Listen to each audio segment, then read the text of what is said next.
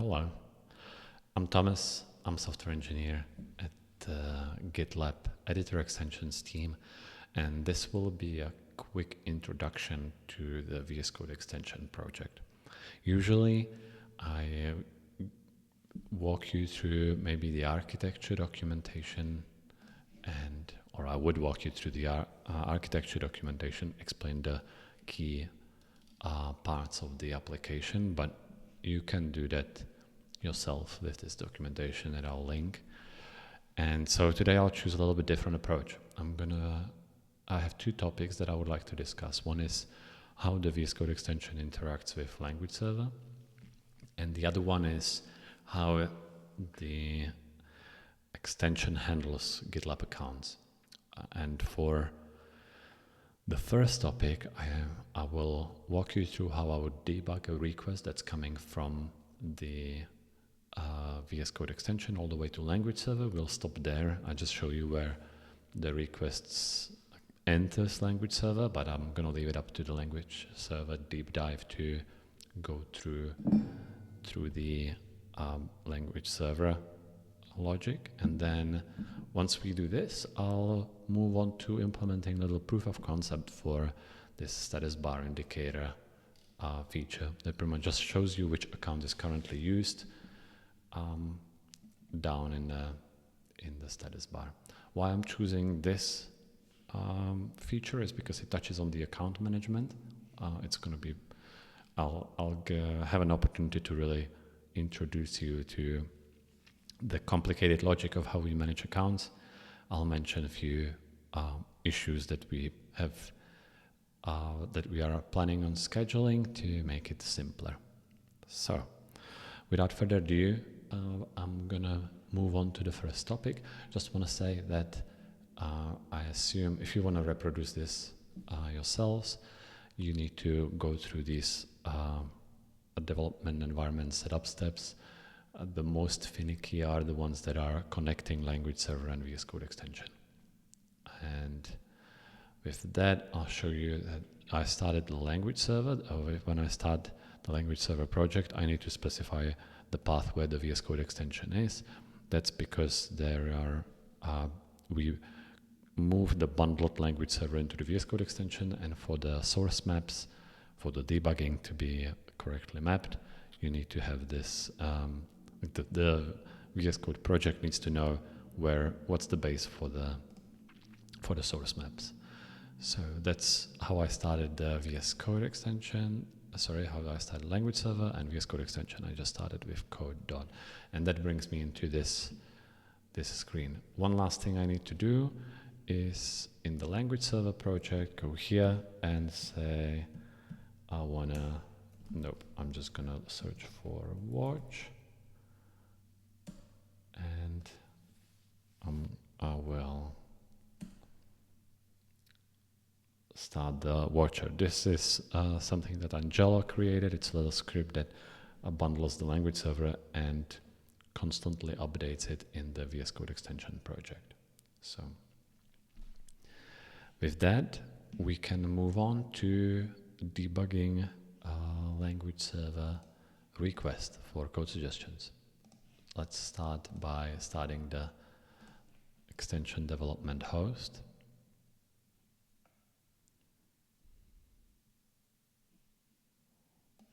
Awesome. And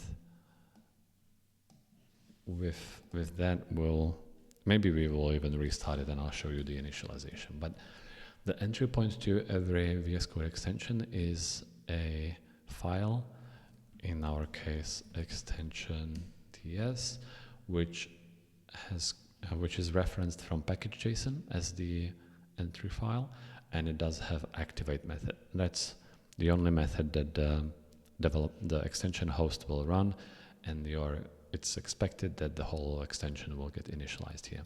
Somewhere here at the bottom, we'll find how we initialize the language server. So this feature flag is enabled by default now, so you don't have to do any extra settings for the language server to work. And we call this register language server function that's in the language server folder. Here we initialize everything around language server. Namely, we do have this status bar that indicates whether code suggestions are working. We do have a state manager that powers that status bar, has several policies like, is the language supported, or are you using something like closure that wouldn't be supported by default? Another one is, do you have the Duo Pro subscription? Did your project maintainer or administrator of your instance disable Duo Pro for this project, and so on. Then the most interesting parts are the language server middleware, where we actually will intercept the requests for inline completion. That's the name in both language server protocol and in VS Code API. Inline completion is the name of the ghost text suggestions that you see when you type in something. Here we didn't get suggestion. Maybe that's not the right place to really ask for it. So now when this is the inline completion, and also called ghost text. And so we are intercepting these requests that would normally, when you connect VS Code and the language server, it would seamlessly connect. When you say, hey VS Code, here is a language server, it will negotiate what the language server supports. In our case, in the language server, somewhere at the beginning, that would be, what would it be, a connection maybe? No, it's going to be a message handler. Everything lives in a, sorry, that's not the right project. I'll just make it a little bit larger. Everything lives in message handler. When you have the initialization message, here we say capabilities, and we say that the language server sends an information. I support, you can ask me for inline completions. And so with this, by default, we wouldn't have to intercept these messages. It would just automatically work. We say, VS Code, we are giving you language server, and VS Code would start asking for inline completions for the language. It would be asking the language server for inline completions. But that's not what we can do here, because there are several pieces of logic that we want to use to intercept. One is that we are asking the state manager if the project, or if the current editor can ask for code suggestions. The isActive method just means whether suggestions requests are whether we can request suggestions.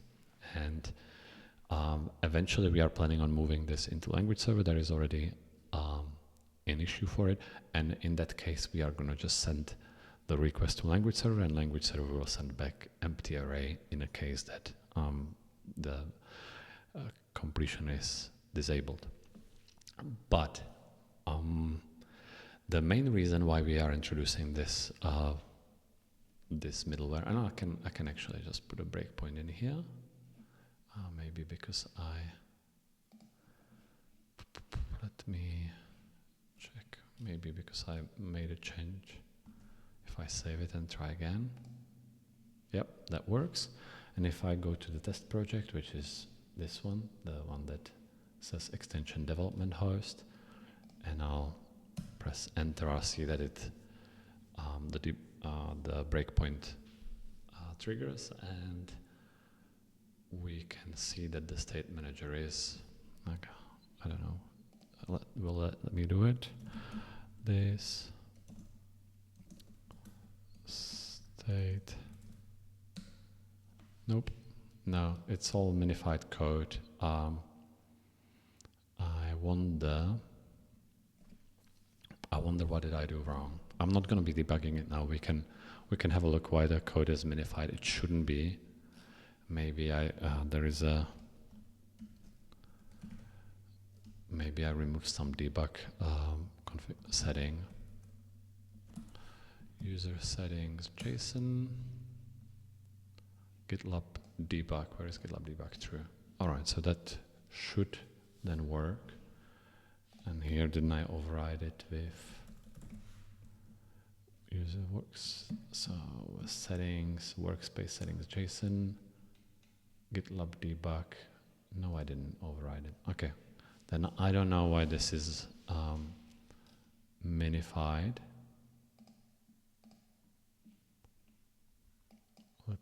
The call stack, let me have a look what maybe I'm just being silly. What are the variables?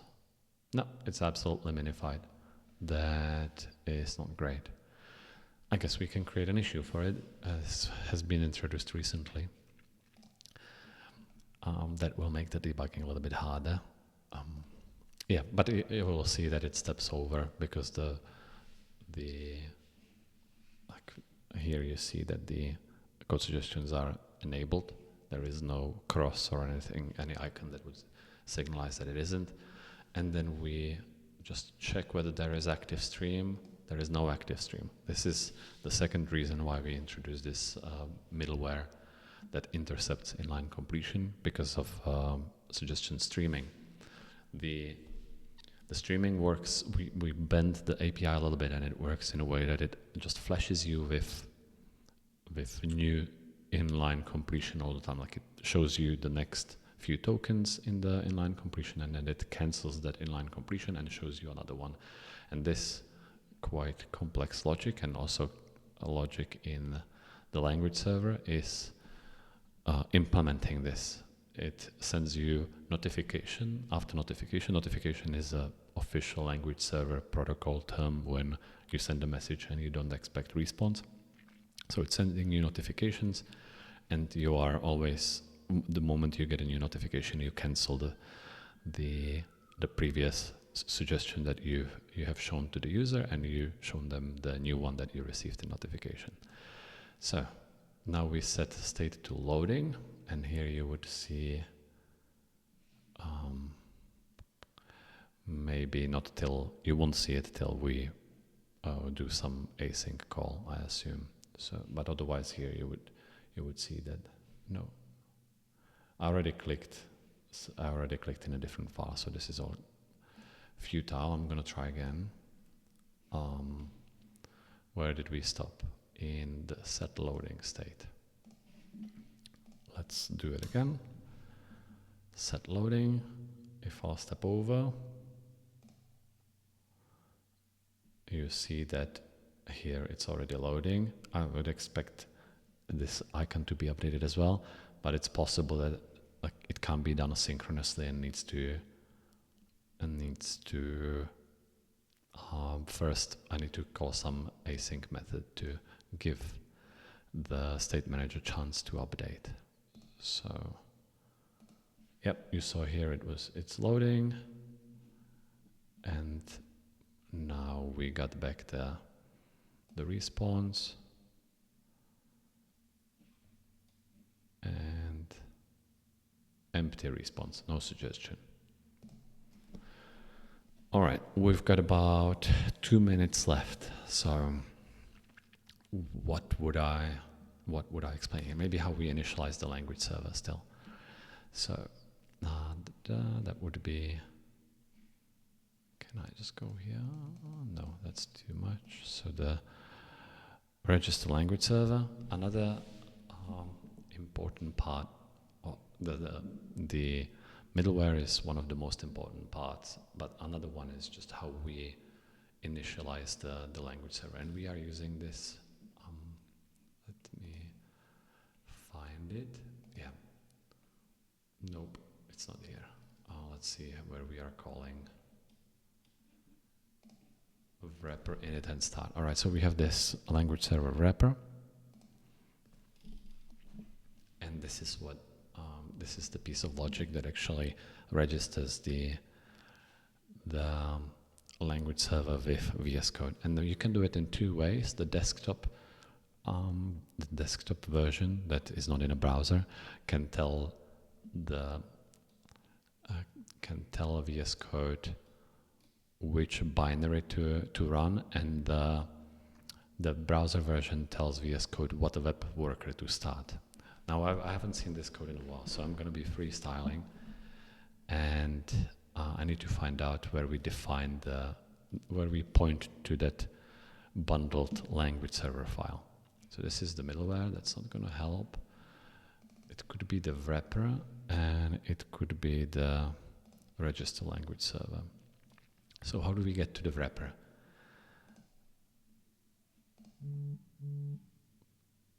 We have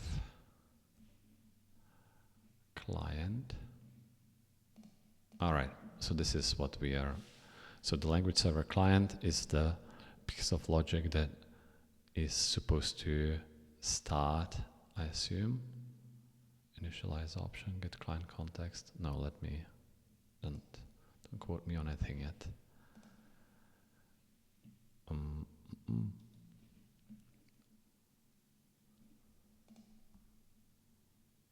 What does the wrapper do?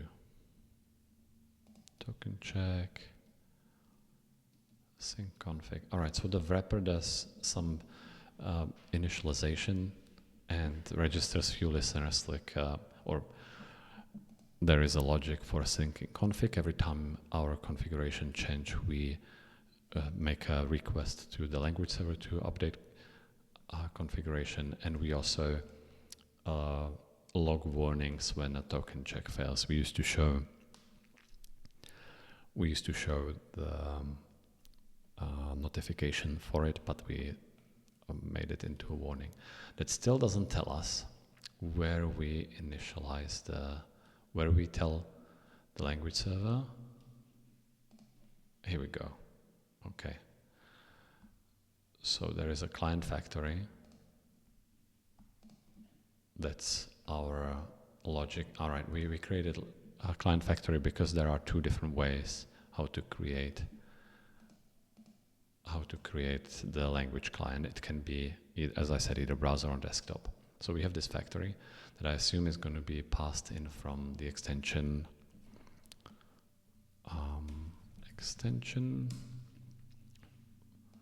desktop language client factory. Here we go. So this is how we are initializing. We are creating the language client and saying that you start the language server just as a separate process from this script, and you use standard input and output to communicate with the language server. With language server, you can communicate over network, over standard input and output, and I swear there are like 3 other methods that I can't remember right now. And also, when you are setting up the language server integration, you would notice that you can set the setting that we saw here, the GitLab language server debug to true. If this is this setting, and then you start the process with listening, like with debugger listening on this port. That's the reason why you can't have this setting enabled in multiple windows at the same time, because they would all clash on this port. And we have to hard code the port to make it easy for us to attach the debugger. Here, if I just open this configuration, you see that when we are attaching to VS Code, we are saying this is where the source maps are, and this is the port that matches this. All right, we depleted the time that we had for a language server integration, and let's move on to the ambitious goal of creating the status bar indicator. So the purpose of this is to give user visibility into what account is used. You would think that we will only use one account per workspace, and there is this, where is it? There is already a set of issues that I created to support having only one account, but at the moment, every project that you open, which can be a GitLab repository, can have different GitLab account associated to it. And then how we decide which account we use is based on the active file. I'm going to show you how that works. So I'm going to make the language server go away. Actually, we won't need it for this. And Now we have this VS Code Extension project. I'm just going to open something. I don't know. I want to open a different project file. Open folder. Let's say that I'll open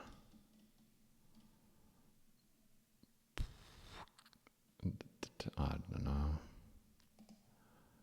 GDK might be a good one. Let's see. Oh, I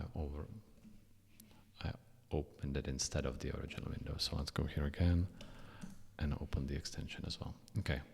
So now in GDK, if I open, this is a good example. So I've got this many Git repositories. Those are recognized by the VS Code extension. And when we look at the GitLab workflow, it recognized all those repositories, and it also recognized that I have multiple accounts. Before this video that I'm making, I set up 2 accounts. The only way how you can see which accounts you have now is when you do remove account from VS Code, and you see that I have 2 users. I have Vic Thomas and Fred Tester test account. That's my testing account, if you haven't figured that out. And so here, the extension pretty much says, I can't initialize the project. I have a problem because there are multiple options. Like you have this one project, but it can have multiple accounts. And so you need to select which one you want to use. There is actually the exact same problem here in the VS Code extension, in my VS Code extension project, where I have multiple remotes. If I just open the terminal and I do git remote v, you see that I have renovate, security, origin, mine. So I have so many origins, and some of them are accessible by both of the accounts that I showed you, and some of them only by one. And what the VS Code extension does, it does like a permutation, I guess, like everything with every origin with every account, and tries to make a request using that account if they are on the same URL.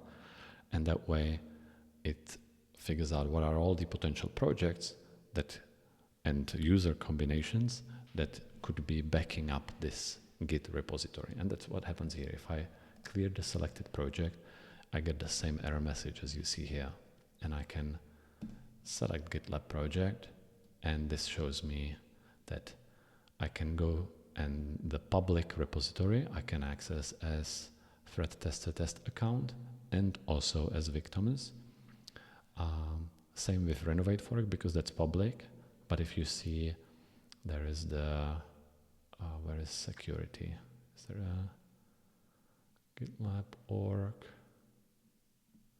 Here we go. So the security fork is not public, and so the Fred Tester test account can't access it. So here I select that I want to use the origin, which is this one with my work account. And here, for the sake of presentation, I'll select different accounts. So I go here and I say that GitLab shell is going to be backed up by Fred Tester. And here Gitly is also, no, let's just keep it simple. Only the shell is used by a Fred Tester, and all the other ones I'm selecting that I want to use my work account. Okay, and so this is the problem. Now, if I open anything from the GitLab shell, so I open this file and I'll start working on it. Let's just go to not GitLab shell. I'll go to this file. Now, when you see all this information being fetched for current branch, here we go. That's all using, so this, the current branch, and then I thought that there would be a few more, but maybe I thought that there would be a few more items here.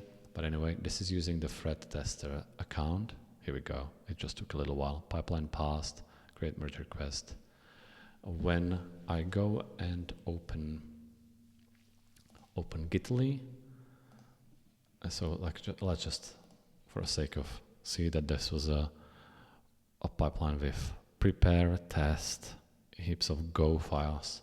If I go to not Gitly then, but I'll go to GitLab and I open something in GitLab. Let's say app finders admin, and I go here. I don't want to go away. Now if I open the for current branch, you see it's completely different set of pipeline jobs, because it used the active file to figure out which project it should use. It also used a different user, because for the GitLab shell it was using thread tester account, and for Gitly, not Gitly, for GitLab here, it's using my work account. And so this was a long introduction into why we would want to have a status bar item here telling you which account is currently using, which account we are currently using or the extension is using. And for that, we just go to the extension, and you would probably want to go to the API documentation and search for status bar item, and then I usually go by the highlights in my scroll bar, create status bar item. So that's something that you can invoke on window, and you tell it to create status bar item with a few things, and the VS Code API gives you the status bar item that you can mutate, and it will mutate the UI. And so I see that I'm running out of time, and I'm going to just try to really quickly freestyle it and walk through it. So when I'm doing some proof of concept like this, I put it in the extension, because that's just where I would, that's just like the one place that's always run, it's run first. So I'm just going to say that account status bar item VS Code window create status bar item. It needs to get alignment priority. I don't really think that we need anything here. Then I'm gonna say, maybe I can give it priority just so it shows all the way at the start for this. What was it again? Alignment and priority. So I can say undefined. Maybe let's start. VS Code left. Yeah, thank you, suggestion. That looks great. Command we don't need at the moment. The priority will go high, so it shows on the left. And now we just say, what is it? We've got something like account service. Maybe we want to listen on two things, probably. We want to listen on the active, or maybe only on one thing for now. Because we don't have time. If we had time, we would want to listen on account changes. So when user adds or removes account, we would want to listen on project repository changes. That's the piece of logic that understands which accounts you assigned to which projects. And we would want to listen on active file changes, because that's when for each different file or active editor, for each different editor, you have a different account. We don't have that time, so I'm just going to go with the active editor. That might be the quickest bang for our buck. So VS Code window on active, on the change active text editor. Okay, I don't need any argument, and I'm just going to here call GitLab platform manager get active account. It needs to be async, so here we go. Async get for active account. This is I would explain more about the reason why we have this platform manager is abstraction between browser and desktop. In a browser, we have only one account, and that's the one that you opened in like your web IDE with, and then on desktop you have the madness that you saw here. And so I'm just gonna await const account platform equals, what's this? It's GitLab platform for account or undefined. We want if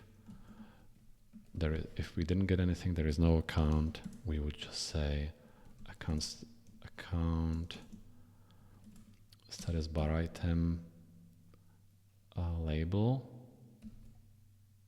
text is empty, and otherwise we just say account status bar item. Oh no. Let's have a look. Text equals git branch account platform. Oh, this looks interesting. Will it actually work? It will. Branch, I'm not sure whether I would use git branch. There are actually icons that we can, I don't know, VS Code Extension icons. Now it's going to be showing me all the extensions that have icons. And I don't want an icon extension. I want actually the code icons, maybe it's called. Yeah, that's the one. And here, I'm just going to have a, that's not the one I want. There should be some kind of an overview here. Maybe I can click on this and it will show me. No. There was like a web overview of that where I could just check out all the icons. Nope. Oh, this is sad. All right, let's pick one from here. Account. Perfect. Didn't have to. So we'll use account instead of git branch. This is just a syntax where you can refer to your icons. And I think that that's should be it. Let's start it. And if that works well, then we concluded our half an hour deep dive. If not, we still concluded our half an hour deep dive, but I'll be upset that I didn't fix. What is this? Do we have a, right. So I'm just gonna test workspace.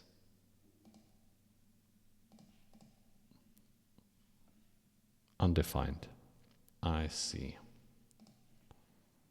Maybe maybe the code suggestion wasn't that good. It's asking me to select the account. Okay. So now it shows victims, but that's not what I want. I'm gonna do one more thing.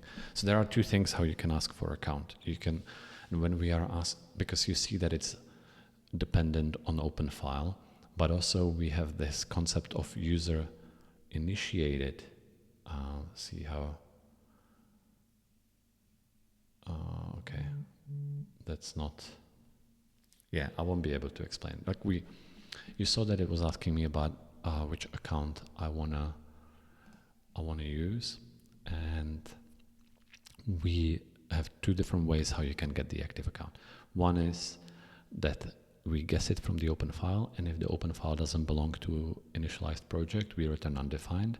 And the other one is that when we would be returning undefined, we actually show a pop-up and ask user which account they would like us to use.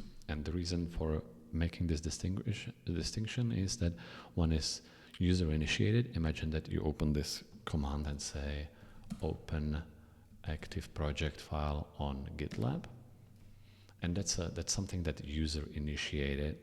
And when that happens, you don't mind showing them a pop-up and saying which project you want to open. But when it's automatically a called logic, for example, here every 30 seconds we refresh this view or these pills here, that's not something that you would want to show a pop-up to a user. And so that's why we have the distinction. I'm not sure why it doesn't work here, but I'm gonna try, just check what's happening in the, I'm gonna try to run it again and have a look. You feel free to just stop watching this here. We are well past half an hour mark, but I'm gonna just try to quickly figure out what's happening here so I don't have to think about it later. I'm gonna start the extension. I'm in a, all right, that's why it was asking me. So you see that now I'm in my test project, but instead of being in the test project file, I'm actually in some GitLab commit lint project. So this file doesn't belong to the project, and that's why when I switch to it, this file doesn't also belong to that project. It's asking me which project I want to use. Obviously, if it wasn't proof of concept, we wouldn't be doing this, but we wouldn't be doing it. But now I'm just gonna close all of these and then open some file from this project, and I'll expect to see here. Right. Did I open something wrong?